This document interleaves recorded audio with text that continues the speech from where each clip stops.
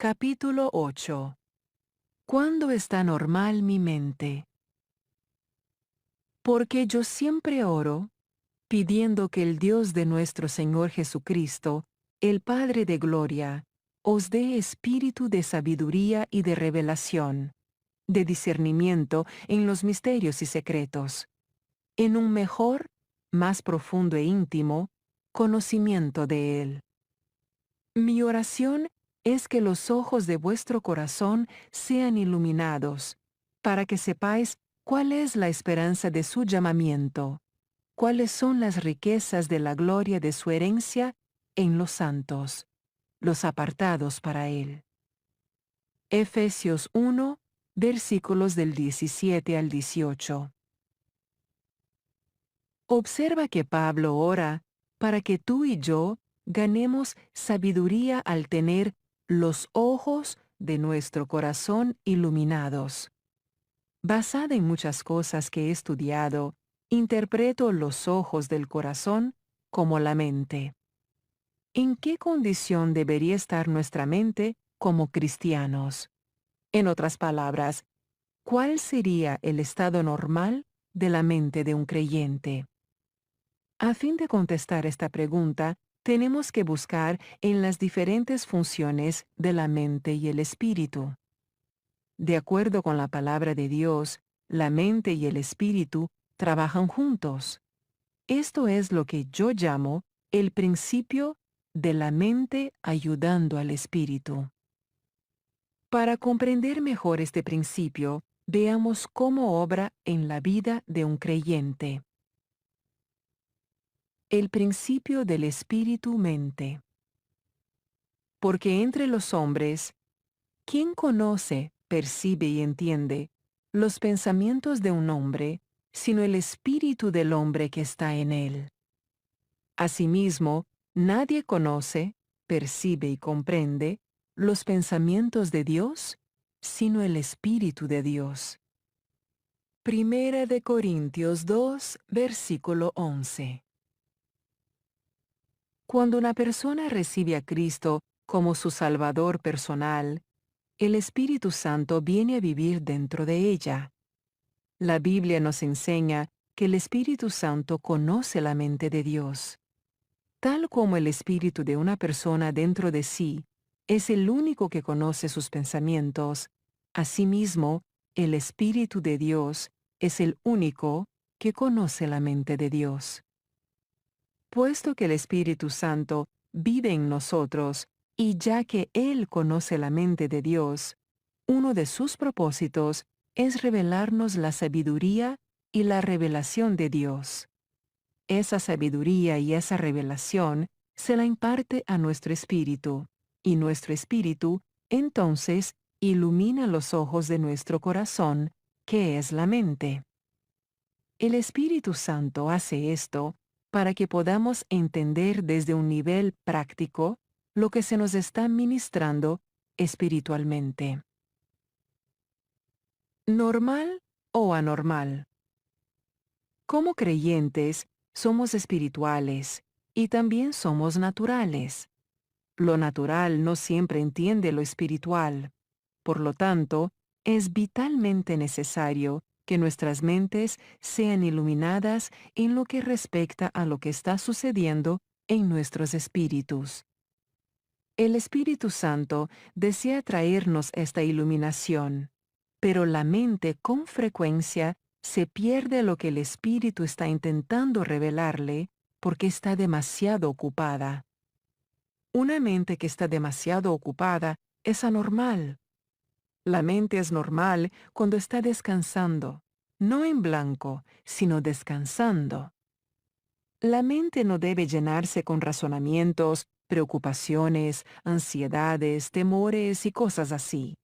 Debe estar en calma, tranquila y serena. Mientras adelantemos en esta segunda parte del libro, observarás muchas condiciones anormales de la mente, y posiblemente las reconozcas como condiciones frecuentes de tu propia mente. Es importante entender que la mente necesita ser mantenida en la condición normal descrita en este capítulo. Compárala con la condición usual de nuestras mentes y verás por qué con frecuencia el Espíritu Santo nos revela tan poco y por qué demasiado a menudo sentimos que nos falta sabiduría y discernimiento. Recuerda que el Espíritu Santo intenta iluminar la mente de los creyentes, da información de Dios al espíritu de la persona, y si el espíritu y la mente se están ayudando uno al otro, la persona puede andar en la divina sabiduría y discernimiento. Pero si su mente está demasiado ocupada, se perderá lo que el Señor está tratando de revelarle mediante su espíritu. La vocecita apacible. Entonces él dijo: Sal y ponte en el monte delante del Señor. Y he aquí que el Señor pasaba, y un grande y poderoso viento destrozaba los montes y quebraba las peñas delante del Señor. Pero el Señor no estaba en el viento. Después del viento, un terremoto, pero el Señor no estaba en el terremoto. Después del terremoto, un fuego, pero el Señor no estaba en el fuego. Y después del fuego, el susurro de una brisa apacible. Primera de Reyes 19, versículos del 11 al 12. Durante años he orado por revelación, pidiéndole a Dios que me revele cosas por medio de su Espíritu que vive dentro de mí. Sabía que esa petición era bíblica. Creí la palabra y me sentí segura de que tal como lo pedía, lo recibiría. Pero la mayor parte del tiempo me sentía como lo que yo llamaba una sonsa espiritual. Entonces me enteré de que no recibía mucho de lo que el Espíritu Santo quería revelarme, simplemente porque mi mente estaba tan errática y ocupada que se estaba perdiendo la información que se le ofrecía. Imagínate a dos personas juntas en una habitación. Una está tratando de murmurarle un secreto a la otra. Si la habitación está llena de ruidos fuertes, aunque el mensaje se está comunicando, el que espera por la información secreta no la oirá, sencillamente porque hay tanto ruido en la habitación que no puede oírla, a menos que esté prestando una cuidadosa atención. Puede que ni siquiera se entere de que le están hablando. Esa es la forma en que ocurre la comunicación entre el Espíritu de Dios y nuestro espíritu. Las maneras del Espíritu Santo son muy suaves. La mayor parte del tiempo nos habla como lo hizo al profeta en este pasaje, con una vocecita apacible. Por lo tanto, es vital que aprendamos a mantenernos en una condición que nos permita oír. El espíritu y la mente. Entonces, ¿qué? Oraré con el espíritu, por el Espíritu Santo que está dentro de mí, pero también oraré, inteligiblemente, con el entendimiento. Primera de Corintios 14, versículo 15. Quizás la mejor manera de entender este principio de la mente ayudando al espíritu es pensar en la oración. En este versículo, el apóstol Pablo dice que él oraba tanto con su espíritu como con su mente.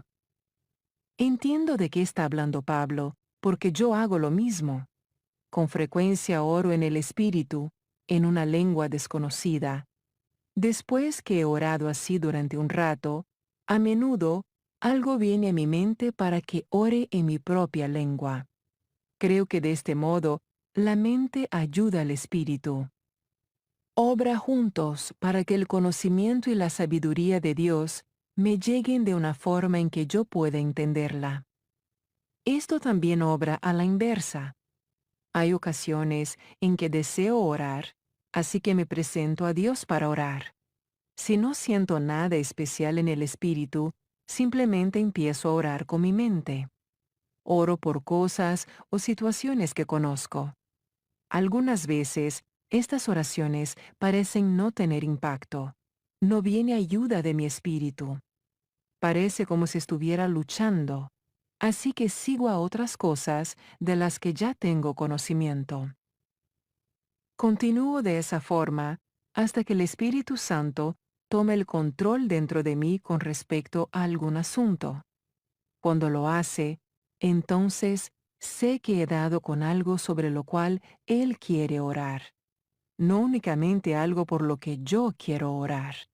De este modo, mi mente y mi espíritu están trabajando juntos, ayudándose uno al otro a cumplir la voluntad de Dios. Las lenguas y la interpretación. Por tanto, el que habla en lenguas desconocidas, pida en oración por el poder, para que pueda interpretar. Porque si yo oro en lenguas desconocidas, mi espíritu, por el Espíritu Santo dentro de mí, ora, pero mi entendimiento queda sin fruto, es improductivo y no ayuda a nadie. Primera de Corintios 14, versículos del 13 al 14. Otro ejemplo del modo en que el espíritu y la mente trabajan juntos es el don de lenguas con interpretación. Si no estás familiarizado con los dones del Espíritu Santo, te animo fuertemente a que los estudies en las Escrituras y a que mantengas una mente abierta a Dios en esta área.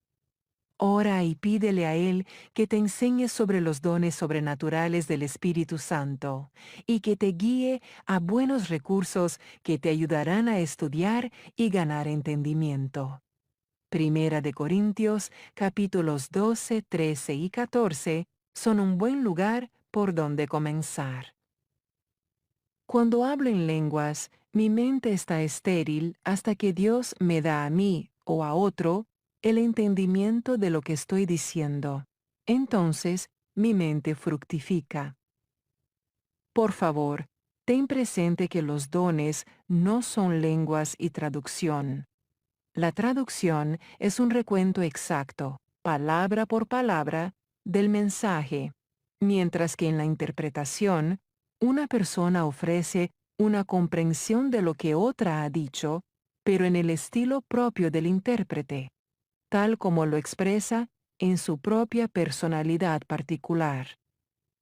Permíteme darte un ejemplo. La hermana Sara puede ponerse de pie en la iglesia y dar un mensaje en una lengua desconocida. Ha venido de su espíritu, y ni ella ni nadie más sabe lo que ha dicho. Dios puede hacer que yo entienda cuál era el mensaje, pero quizás de un modo general. Cuando me adelanto en fe y empiezo a interpretar lo que se ha hablado, hago que todos comprendan el mensaje, pero sale a través de mí, con mi forma de expresión única. Orar en el Espíritu, en lengua desconocida, e interpretar lo dicho, en esa lengua desconocida, es un modo maravilloso de entender el principio de la mente ayudando al Espíritu. El Espíritu está hablando algo y la mente está brindando comprensión. Ahora piensa en esto. Si la hermana Sara habla en una lengua desconocida y Dios está buscando a alguien que ofrezca la interpretación, tendrá que pasar de largo por mi lado si mi mente está demasiado errática y ocupada para escuchar. Aunque Él tratara de darme la interpretación, yo no la recibiría. Cuando estaba recién convertida y aprendiendo acerca de los dones espirituales, oré casi exclusivamente por lenguas. Después que había pasado un buen tiempo, empecé a sentirme aburrida con mi vida de oración. Cuando hablé con el Señor de eso, Él me hizo saber que yo estaba aburrida porque no tenía entendimiento de lo que estaba pidiendo en oración. Aunque comprendo que no siempre tengo que entender lo que estoy diciendo cuando oro en el Espíritu, he aprendido que este tipo de oración está desequilibrado y no es el más fructífero si nunca entiendo lo que hablo? La mente alerta y en paz. Al de firme propósito, tanto su inclinación como su carácter, guardarás en perfecta paz, porque en ti confía. Isaías 26, versículo 3. Espero que puedas ver enseguida, por estos ejemplos, que tu mente y tu espíritu ciertamente trabajan juntos. Por lo tanto, es de la mayor importancia que tu mente se mantenga en una condición normal. De otro modo, no puede ayudar a tu espíritu en ayudarte a vivir una vida llena del espíritu. Por supuesto que Satanás sabe esto, así que te ataca la mente, librando una guerra contra ti en el campo de batalla de tu mente. Él quiere sobrecargar y extenuar tu mente, llenándola con toda clase de pensamientos erróneos, para que no pueda estar libre y disponible para que el Espíritu Santo obre a través de tu propio espíritu humano. La mente debe mantenerse apacible, como el profeta Isaías nos dice, cuando la mente es mantenida en las cosas correctas, estará en reposo. Pero la mente también debe estar alerta. Esto se vuelve imposible cuando está cargada con cosas que nunca tuvo intenciones de llevar. Piénsalo otra vez. ¿Cuánto tiempo tu mente está normal?